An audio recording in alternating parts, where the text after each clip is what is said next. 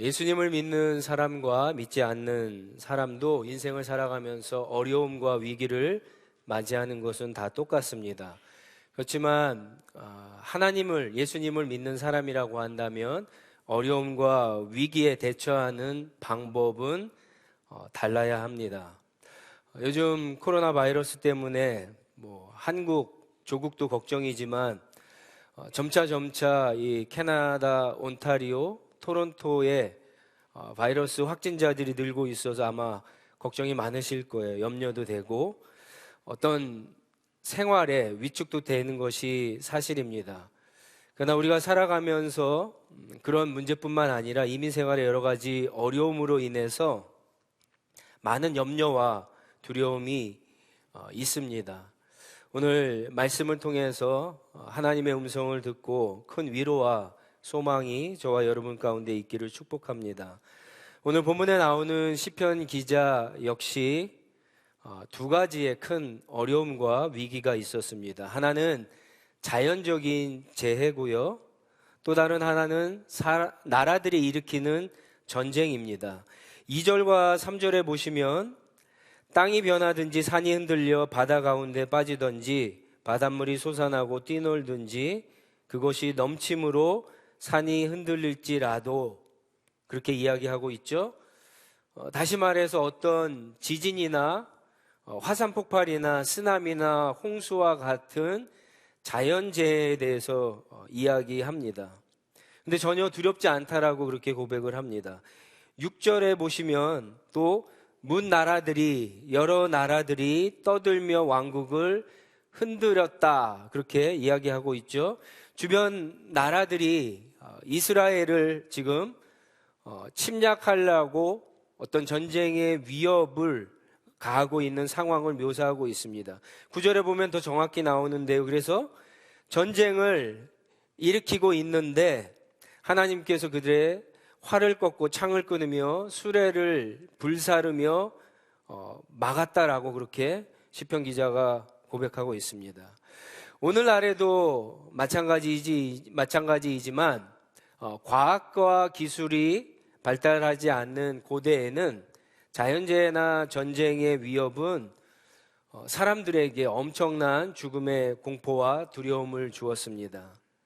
특히 오늘 본문의 이 시편 기자는요, 전쟁에 대해서 지극히 두려운 마음으로 또 걱정된 마음으로 염려된 마음으로 주목해서 이야기하고 있는데, 전쟁은 한 나라와 한 도시가 회복이 불가능할 정도로 피해를 주고 또 생명이 걸린 아주 중대한 문제이기 때문에 그렇습니다.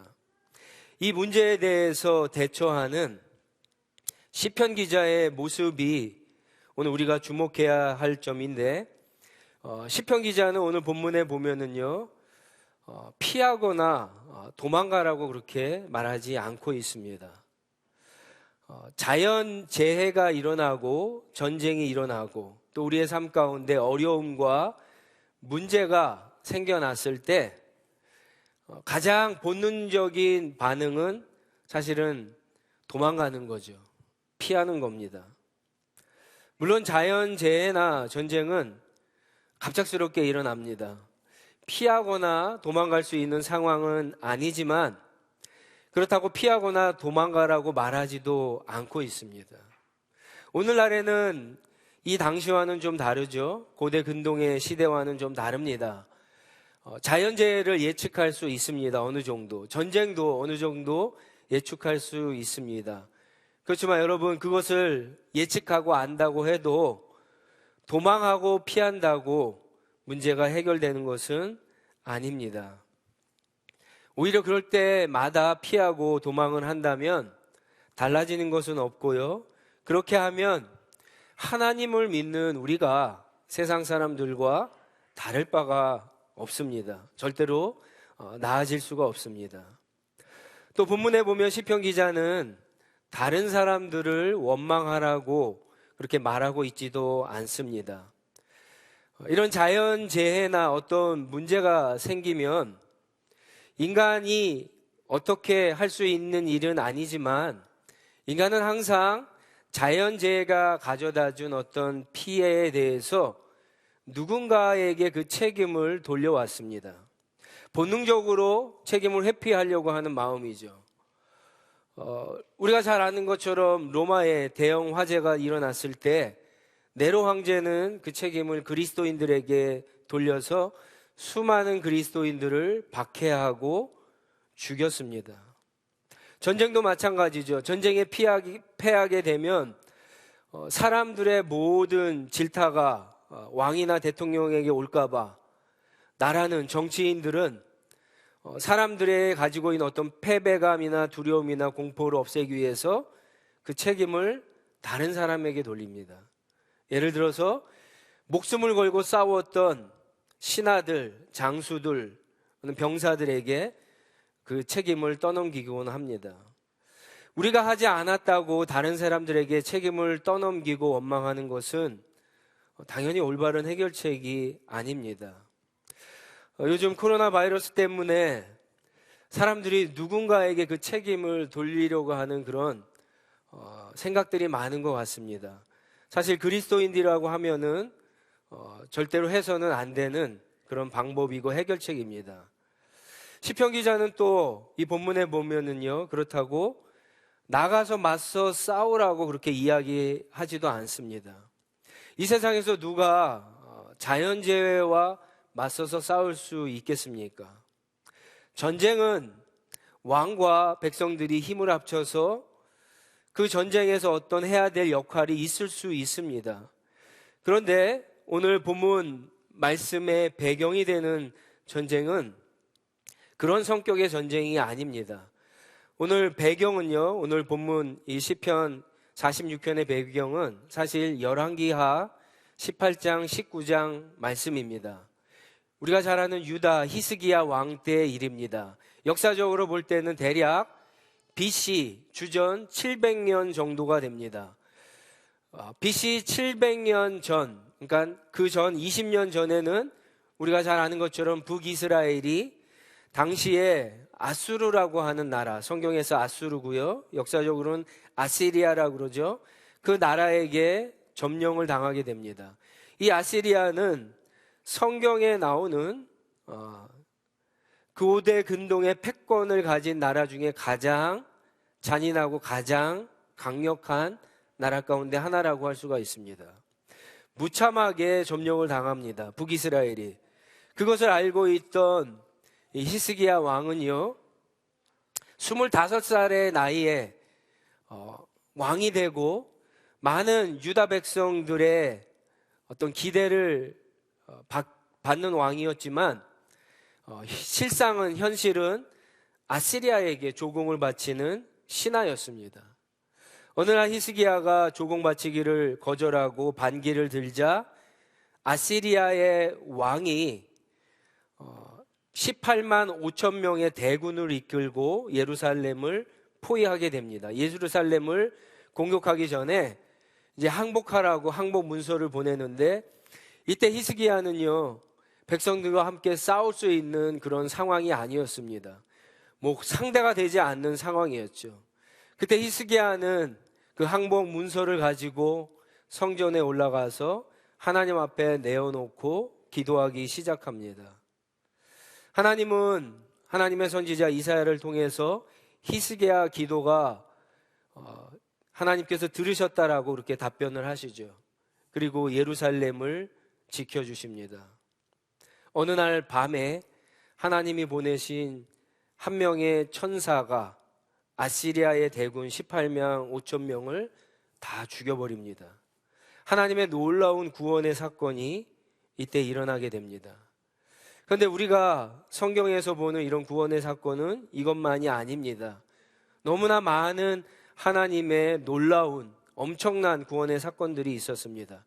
시편 기자도 이러한 일들에 대해서 들었고 알았고 또 경험했기 때문에 여러 가지 어려움과 전쟁의 위협이 있었을 때 다른 곳으로 도망가거나 피하지 말고, 다른 사람에게 책임을 전가하지 말고 하나님 앞으로 피하라고 그렇게 이야기하고 있습니다. 1절에 보시면 하나님을 우리의 피난처로 삼고 하나님을 우리의 힘으로 삼으라고 말합니다. 사실 성경에서는요, 이 표현이 우리가 찬양을 부르면서도 잘 알고 있는 표현이고, 이 표현이 너무 흔하게 지식적으로는 알고 있는 표현이지만 실상 우리가 하나님 앞에 경험적으로 하나님을 믿을 때는 잘 사용하지 않는 표현입니다. 왜냐하면 우리는 하나님을 늘 능력의 하나님, 전능하신 하나님, 힘이 많으신 하나님, 모든 것을 하실 수 있는 그런 하나님으로 이해하고 그런 하나님 앞에 구하며 나아가기 때문에 그렇습니다. 그런데 그 하나님께서 우리를 도와주시지 않고 우리가 전쟁에 패하거나 우리가 어려움과 위기를 당했을 때 피할 수 있는 피난처가 되시는 하나님, 이 하나님에 대한 개념들이 사실은 익숙하지 않습니다. 그러나 여기에 굉장히 놀라운 은혜가 있습니다. 여러분, 하나님은 우리가 인생 밑바닥에 있을 때 만나주시는 하나님입니다. 우리가 어떤 상황과 환경과 어려움 가운데 맞이했을 때, 그래서 그것을 우리의 힘으로 이길 수 없을 때 우리가 유일하게 피할 수 있는 안전한 장소, 피난처가 되시는 것이 하나님입니다. 아마 여러분들 가운데 그런 분들이 많이 계시지만 성경에 있는 많은 믿음의 사람들이 그랬습니다. 하나님을 먼저 만난 그 하나님은요, 피난처가 되시는 하나님이었어요. 어렵고 힘들 때, 인생의 기초가 흔들릴 때, 인생 전체가 막 내가 컨트롤할 수 없을 정도로 요동칠 때 우리의 기초가 되어주시고 우리의 피난처가 되어주신, 우리를 만나주신 하나님이 바로 그런 하나님이었습니다. 시편 기자는 바로 그런 하나님에게 피하라고 지금 권면하고 있습니다. 7절과 11절에도요, 반복해서 하나님은 피난처가 되신다라고 그렇게 말하고 있습니다. 여러분, 시편 24편 1절과 2절 말씀인데 우리 한번 같이 읽겠습니다. 시작. 땅과 거기에 충만한 것과 세계와 그 가운데 사는 자들은 다 여호와의 것이로다. 강들 위에 건설하셨도다. 하나님이 땅과 세상의 기초를 세우신 그런 분이시다라고 고백하고 있습니다. 우리가 하나님을 피난처로 삼으면 흔들리거나 변하지 않고 안전한 이유가 바로 거기에 있는 거죠. 하나님이 땅과 세상에 기초를 놓으신 온 우주 만물의 주인이시기 때문에 그 주인 안으로 들어갈 때, 그 주인이 계신 곳으로 피할 때 우리는 안전하고 우리는 흔들리지 않을 수 있다라고 하는 겁니다. 4절에 보시면 세상에서 가장 안전한 피난처가 되시는 하나님의 성에는 이렇게 표현하고 있죠. 한 강이 나누어 흐르고 있다, 이렇게 표현하고 있습니다.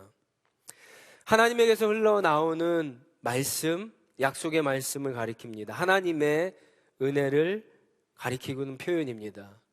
하나님께서로부터 흘러내려오는 그 말씀을 붙잡는 사람, 하나님의 약속을 붙잡는 사람은 하나님이 도와주시고 구원해 주시고 안전하다라고 하는 겁니다. 아무리 외부로부터 어떠한 공격이 와도 하나님의 말씀과 약속을 꼭 붙잡고 있는 사람은 마치 하나님 성 안에 있어서 외부로부터 어떠한 공격이 오더라도 안전하고 흔들리지 않는 것과 같다라고 하는 겁니다. 그 이유는 하나님이 그 성에 계시기 때문에. 결국 여러분, 우리가 눈에 보이지 않는 그 하나님을 우리가 어떻게 안심하고 안전하고 그 하나님을 경험할 수 있습니까? 하나님의 말씀을 붙잡았을 때 그럴 수 있다라고 하는 거예요. 하나님의 약속의 말씀, 하나님의 구원의 말씀, 여러분 한 사람 한 사람이 주신 그 말씀을 붙잡고 날마다 살아갈 때 약속을 하신 하나님이, 말씀을 주신 하나님이 우리를 지켜주시고 우리를 보호해 주신다라고 하는 겁니다. 피난처가 되시는 하나님과 함께 있음을 그래서 가장 확신할 수 있는 방법은요, 하나님의 약속, 말씀을 붙잡는 것이고, 하나님의 말씀을 통해서 날마다 그분의 음성을 들으면서 살아가는 것입니다. 문제는 우리 가운데 많은 분들이 그것을 경험하지 못하세요. 문제는 우리 가운데 많은 분들이 그렇게 우리를 말씀으로 인도해 주시는 성령님께서 우리 가운데 함께 하신다라고 하는 사실을 깨닫지도 못하고 그분에게 도움을 요청하지도 않고 삽니다. 우리 가운데 성령님께서 분명히 함께 계시는데 우리는 늘 하나님 앞에 기도하거나 하나님을 찬양하거나 예배할 때만 성령님이 우리 바깥에 계시다가 우리 가운데 오셔서 임재하셔서 우리를 도와주시는 분이라고 그렇게 생각을 하는데 그것은 절대로 성경적인 생각이 아닙니다. 주님께서 분명히 말씀하셨죠. 우리가 예수님을 믿으면 성령님께서 우리 가운데 오셔서 영원히 떠나지 않는다라고 그렇게 약속하셨잖아요. 그러면은 그 성령님은 우리가 하나님의 말씀을 읽을 때, 우리가 기도를 할 때, 그 말씀을 따라서 살 때 한 걸음 한 걸음 우리가 다른 방향으로 가지 않고 하나님께서 우리에게 원하시는 것이 뭔지 깨달아서 그 말씀에 순종하고 그 말씀을 붙잡고 주님과 살아갈 수 있도록 인도해 주신 것이 당연합니다. 여러분, 어려운 문제가 생겼을 때, 어떤 위기가 닥쳤을 때 하나님 앞에 나와서 기도하는 거 중요하지만 평소에 하나님의 말씀과 기도로 주님의 음성을 듣고 주님과 동행하는 삶을 살지 않으면요, 여러분 깨달을 수가 없는 거예요. 아무리 기도하는 사람들한테, 아무리 목사한테, 아무리 어떤 신령한 사람들한테 찾아가서 어떻게 하면 좋습니까? 라고 할지라도 한두 번 정도는 인도를 받을 수 있겠죠. 한두 번 정도는 도움을 받을 수 있을지 모르겠습니다. 그렇지만 절대 그것은 하나님이 저와 여러분에게 원하시는 방법이 아닙니다. 하나님이 우리에게 성령을 보내주신 이유, 하나님이 우리에게 말씀을 주신 이유, 하나님이 우리로 하여금 우주의 만물이신 하나님 앞에 기도하고 찬양하고 예배하게 하신 이유는 우리가 날마다 성령님의 인도하심을 따라서 말씀을 받고 그 말씀을 붙잡고 하나님 앞에 기도하면서 주님과 한 걸음 한 걸음 살아가기를 원하시기 때문에, 그래서 하나님께서 우리에게 그런 놀라운 은혜들을 허락해 주시는 겁니다. 5절 말씀에 아주 특별한 표현이 있습니다. 새벽에 하나님이 도우신다. 새벽에 하나님이 도우신다. 이게 무슨 말일까요? 새벽은 하루를 시작하는 가장 빠른 시간입니다. 다시 말해서 하나님은 이 세상의 어떤 일보다도 하나님의 백성들을 우선으로 생각하신다는 거예요.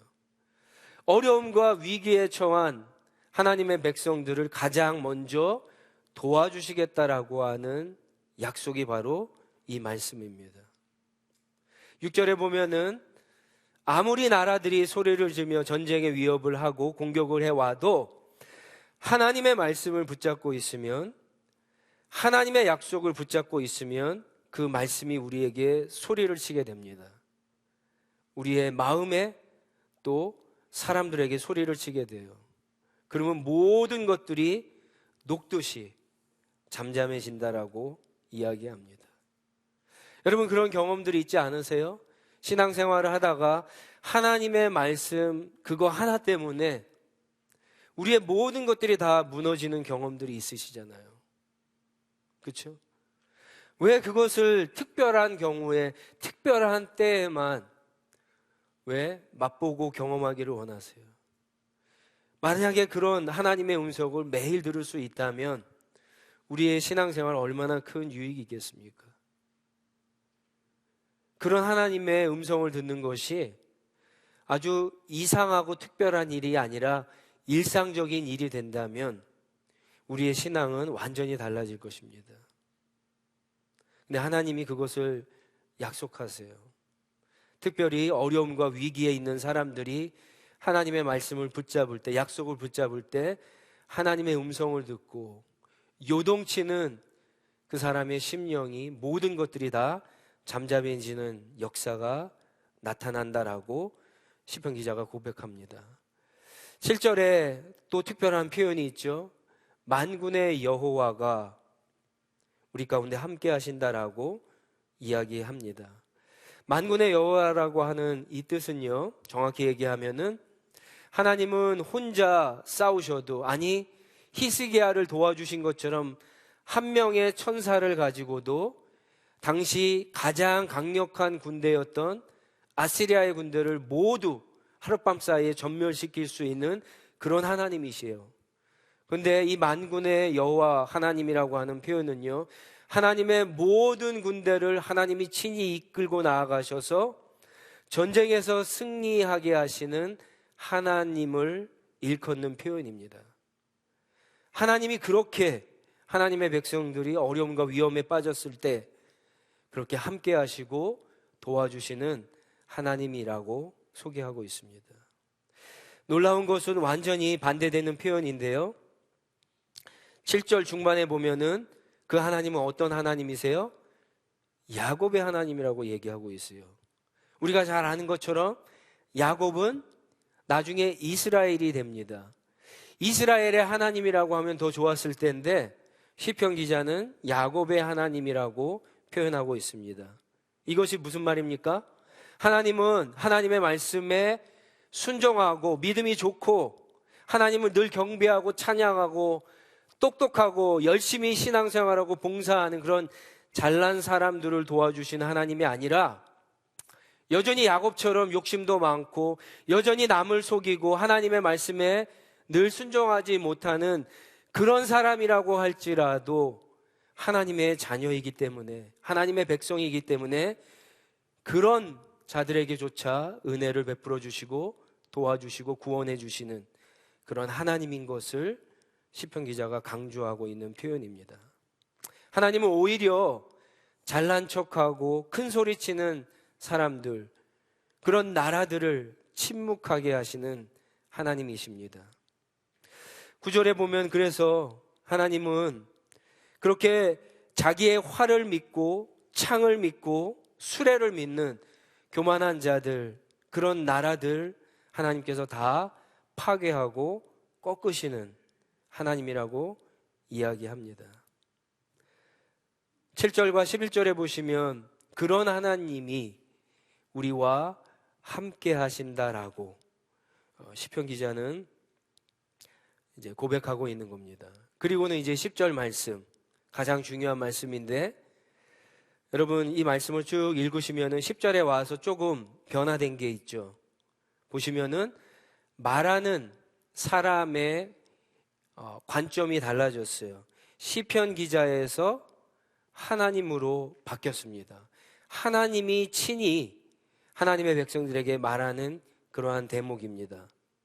너희는 가만히 있어 내가 하나님 됨을 알지어다. 내가 여러 나라 중에서 그리고 세계 중에서 높임을 받는 하나님이라고 하나님께서 친히 말씀하고 있습니다.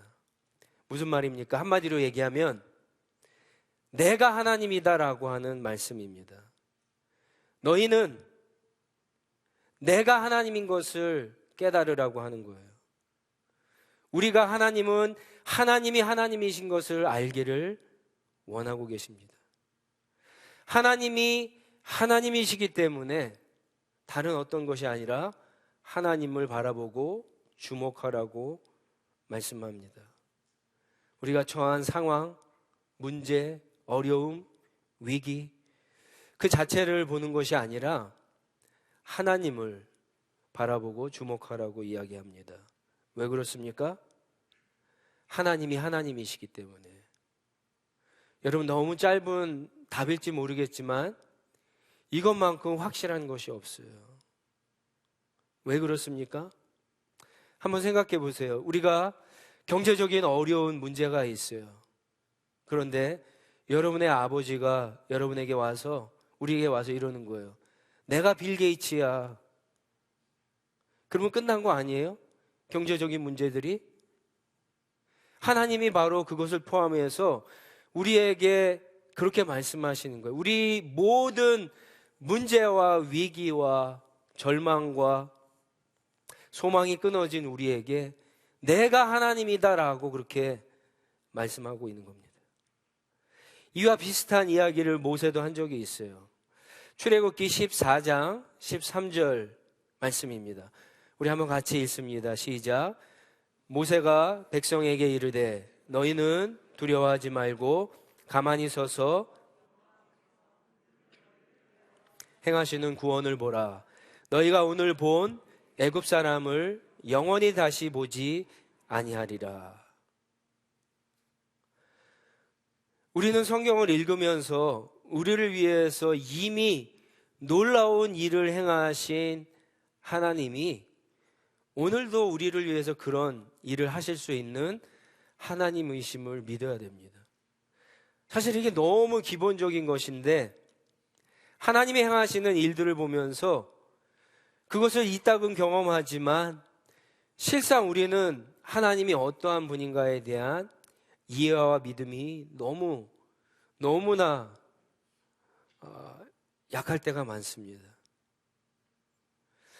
여러분, 우리를 과거에도 도와주신 하나님은 오늘 우리가 맞이하고 있는 여러 가지 문제에도 도와주시는 하나님이고 앞으로도 우리를 도와주시는 하나님인 것을 믿으셔야만 됩니다. 사실 오늘 저와 여러분들을 사실 더 두렵게 하고 공포감에 접게 하는 것은 이런 자연재해나 전쟁의 공포가 아닙니다. 사실은 우리랑은 좀 먼 얘기예요. 코로나 바이러스가 아무리 많은 사람들이 이거 심각하다 그렇게 하더라도 실상 우리를 정말 공포감에 두렵게 하는 것은 그게 아니에요. 그거보다 무서운 것들이 많이 있어요. 예를 들면 이런 것들이죠. 어느 날 갑작스럽게 의사로부터 받은 시한부 통보. 여러분 한번 생각해 보세요. 건강검진을 받으러 갔는데 의사가 검사를 막 해보더니 3개월밖에, 한 달밖에 남지 않았다는 거예요.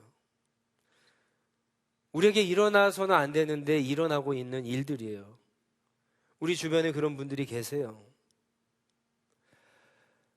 어느 날 갑자기 사랑하는 사람과 이별을 합니다. 사랑한 사람이 죽습니다. 엄청난 공포와 두려움이에요. 가정을 위해서 내 전 재산을 들여서 비즈니스를 시작했는데 실패를 해요. 앞이 깜깜하죠. 평생 직장이라고 여긴 회사로부터 어느 날 해고 통보를 받습니다. 앞이 깜깜해요. 겨우겨우 들어간 직장인데 다음 달 렌트비를 내려고 은행 잔고를 확인했더니 돈이 없어요. 두렵죠. 살 길이 막막해요.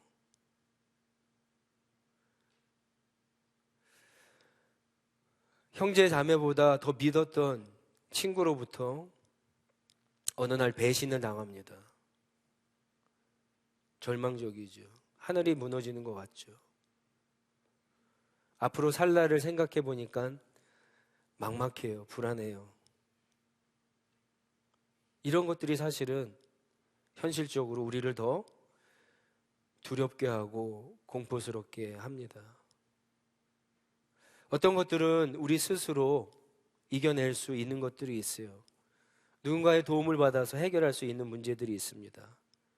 그렇지만 대부분의 것들은요, 우리의 어떤 기초가 우리의 인생 전체를 흔드는, 우리의 힘으로는 도저히 감당할 수 없는 것들입니다. 거기에서 헤어나오는 것들, 헤어나오는 시간들도 너무나 오래 걸려요. 그리고 다 헤어나오지도 못하는 것들이에요. 여러분, 이럴 때 오늘 말씀을 통해서 우리가 얻는 교훈은 이겁니다.